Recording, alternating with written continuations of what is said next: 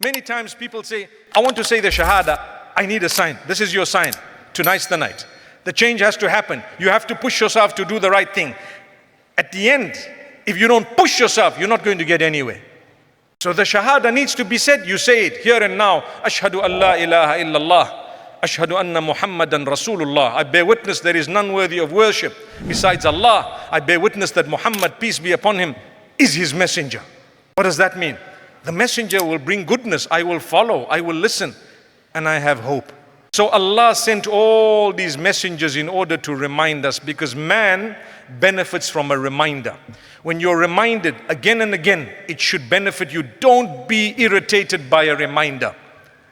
Now, that doesn't mean when you're sitting in a motor vehicle and the one sitting next to you, I'm not going to say who, it could be anyone, telling you, watch out, be careful. Hey, did you see that car? Did you see this car? Did you see the bird flying? Did you see that?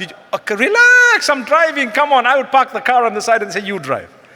May Allah Almighty grant us ease. But it's good to have these passenger seat drivers, because sometimes, we benefit from them. Hey, and suddenly you slam brakes and the car stops. You almost knocked. Yes, I almost knocked into the thing. Thank you so much, mashaAllah. Have you seen that happening? Have you ever seen that happening? How many yeses have there been? Hasbunallahu wa ni'mal wakil. Allah grant us ease. But mashaAllah, my brothers and sisters, I pray that we take heed and understand the blessing of Allah. Allah is very merciful. Allah is waiting for us to turn to Him. Allah wants us to improve as we draw closer to the day we are going to leave this world and return to Allah. He wants us to prepare for that day.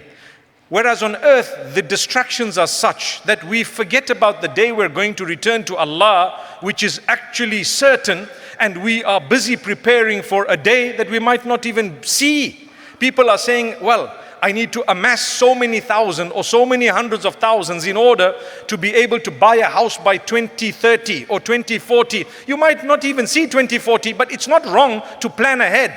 But it is wrong to prioritize in a way that what is more important is given priority. Sorry, what is more important is forgotten, and what is less important is given priority. I'll give you one example. If you are on the coast and you see a huge wave, and then you see a human being drowning, and you also see a dog drowning, and you are, say, on the pier, you can jump in. If you know you're an expert and you know you're a good swimmer, lifesaver, whatever it might be, who will you save first? The human or the dog? Come on, say it. Who said dog? Notice I said a man, mashaAllah. It's okay, I'm not going to go into all of that.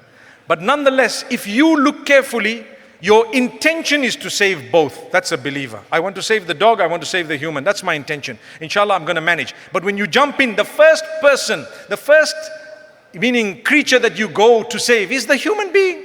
And then you come back if you can. And if the dog died in the process, you know what? Allah will not hold it against you. But if you started with a dog, Allah will ask you, why did you start with it? You can't say that was my father-in-law. Allah forgive you. And all of us. I'm a father-in-law too, so you can imagine.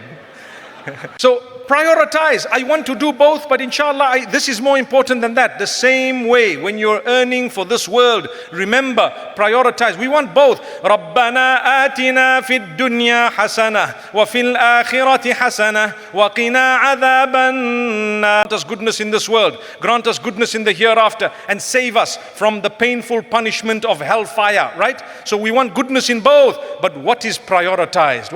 What comes first?